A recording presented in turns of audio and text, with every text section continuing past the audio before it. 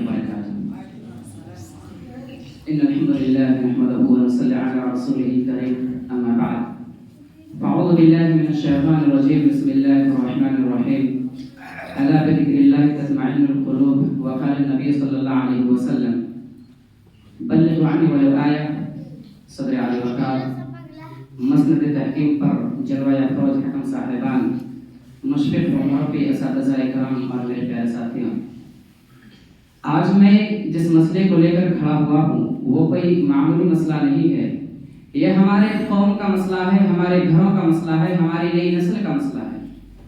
یہ کوئی موضوع نہیں ہے بلکہ ہماری نسل کی زندگی، سوچ اور مستقبل کے سوال ہے. اور وہ کیا ہے؟ سوشل میڈیا اور نوجوانوں پر اس کے کیا اثرات. سب سے پہلے جو کوشچن یہ کریٹ ہوتا ہے کہ what is social media. Social media ہے کیا؟ اس کا مطلب کیا ہوتا ہے؟ تو میرے بھائیوں، سوشل میڈیا دو لفظوں سے مرکب ہے، سوشل اور میڈیا. سوشل کا لغوی معنی ہوتا ہے معاشرتی، سماجی. اصطلاحی تعریف ہے یعنی جو لوگوں، معاشرے اور تعلقات سے تعلق رکھتی ہے. اور میڈیا کا لغوی معنی ہوتا ہے ذرائع ابلاغ، کمیونیکیشن چینلز. اور اصطلاحی تعریف یعنی وہ تمام ذرائع جن کے ذریعے سے فوٹوز، ویڈیوز یا کوئی بھی بات ایک جگہ سے دوسری جگہ پہنچائی جاتی ہو. تو سوشل میڈیا کا مطلب ہوتا ہے ایسے پلیٹ فارمز جہاں پر لوگ ایک دوسرے سے باتیں کرتے ہوں، کنورسیشن کرتے ہوں، ڈسکس کرتے ہوں. یعنی وہ ویب سائٹ اور ایپس جہاں پر لوگ دنیا بھر سے جڑتے ہیں، جیسے کہ فیس بک، انسٹاگرام، ٹویٹر وغیرہ. اب کوشچن یہ پیدا ہو رہا ہے کہ سوشل میڈیا ہمارے لیے نقصان دہ ہے یا پھر فائدہ مند. تو یہ ایسا پلیٹ فارم ہے جس کا غلط استعمال بھی ہے اور صحیح استعمال بھی ہے. اگر اس کا صحیح استعمال کیا جائے تو یہ علم کا خزانہ ہے، اگر غلط استعمال کیا جائے تو یہ وقت کا قاتل ہے. اگر ہم فائدے کی بات کریں تو سوشل میڈیا نے ہمیں ایجوکیشن، اویئرنیس اور کنیکٹیوٹی دی ہے. آج ایک طالب علم گھر بیٹھے بیٹھے بڑے بڑے اسکالرز کی دروس کو سن سکتا ہے.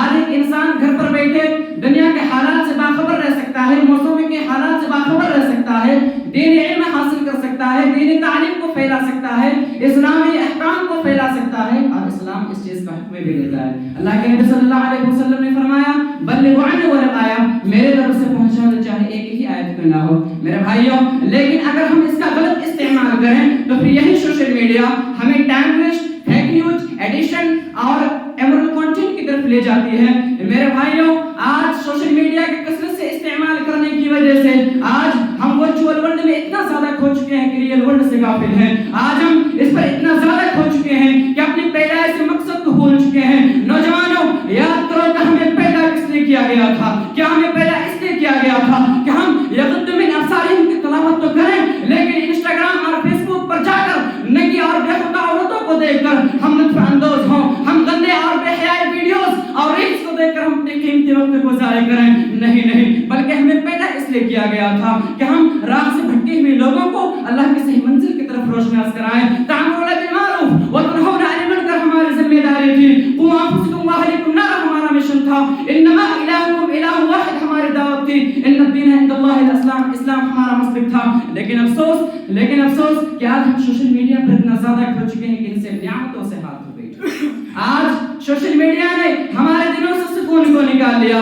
آج ایک نوجوان ریلز دیکھتا ہے، ان کو مزہ آتا ہے، گندے گندے ویڈیوز دیکھتا ہے، ان کو مزہ آتا ہے، گندے گندے گانا سنتا ہے، ان کے دل کو سکون ملتا ہے. جبکہ اللہ رب العالمین سورہ رعد آیت نمبر 28 کے اندر ارشاد فرماتا ہے الا بذکر اللہ تطمئن القلوب، کہ دلوں کو سکون صرف اللہ رب العالمین کے ذکر سے ملتا ہے، فیس بک اور انسٹاگرام کے ریلوں میں نہیں. میرے بھائیوں، وہ نوجوان جو کل امت کا فیوچر لیڈر تھے، وہ نوجوان جو بلڈر آف سوسائٹی تھے، وہ نوجوان جنہوں نے اسلام کی جڑوں کو پانی دیا، وہ نوجوان جنہوں نے اسلام کو پھیلایا، وہ نوجوان جن کو اسلام نے سب سے اعلیٰ مقام پر فائز کیا. جیسے کہ اللہ کے نبی صلی اللہ علیہ وسلم نے فرمایا المؤمن القوی خیر واحب الی اللہ من المؤمن الضعیف. لیکن آج افسوس کے ساتھ کہنا پڑ رہا ہے کہ وہی نوجوان آج کچا بادام اور شیرہ کی جوانی جیسے گانوں پر ڈانس کرتا ہوا نظر آ رہا ہے. آج وہ بچہ، آج وہ محنتی لڑکا جو کل کتابیں کھولا کرتا تھا، آج فیس بک اور انسٹاگرام کھولنے لگا ہے. وہ بچہ جو کل مسجد کی پہلی صف میں کھڑا ہوا کرتا تھا، آج اپنے گیمز میں لیول پاس کرنے میں لگا ہے. وہ بچہ جو کل اپنے ماں باپ کی خدمت کیا کرتا تھا، آج اپنے کانوں میں ایئر بڈس لگا کر ان کی بات تک نہیں سنتا. ارے وہ ماں باپ، جب تم چھوٹے تھے، جب تم چل نہیں سکتے